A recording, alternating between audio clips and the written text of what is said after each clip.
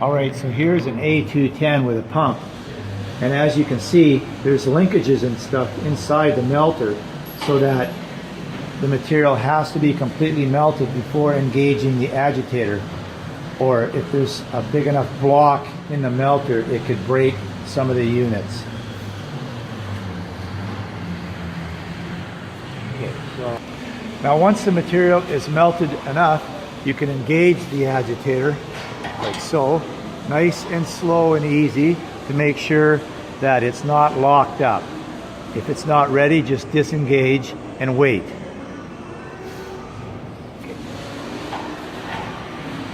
Now, once the material is ready and you're ready to use, we've got to make sure this valve here is open. It's going to be on the roof so that when you do engage the pump, the material will come up and back down into the melter. And then when you're ready to use material, here's the valve to pour into your bucket.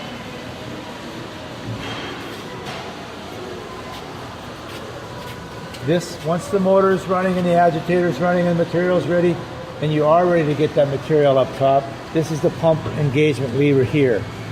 This lever can stay on as long as you want. It's nice to keep the material running up the pipe and back down the pipe so that the pipe doesn't freeze up. This rope is also up on the rooftop so that you can disengage the pump whenever you like to drain that pipe, possibly at the end of the day. But when you pull the rope, it closes the valve inside, which makes the material come up onto the roof.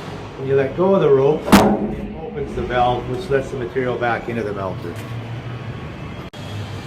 Remembering that when the pump engagement lever is engaged, when the valve is closed to push the material up the pipe, when you do want to get material out of the valve, you're going to have to shut this valve to make sure the material comes out into your 5-gallon pail or whatever you're using.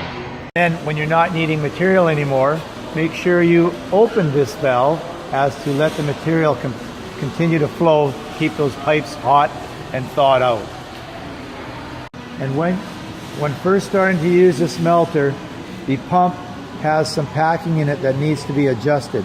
So that is done with the pump running. You can see if there's tar coming out the pump, which I'll show you in a minute. Then we tighten up these bolts a little. We're going to take off the guard. On your pump are these packing nuts. And you have to be very careful, but when the pump is running and you've got this guard off, tar is going to come out this area here where the packing is. And we're just going to slowly tighten up each nut on either side until the tar stops leaking. But you do not want to over tighten these, as it will jam and damage the pump.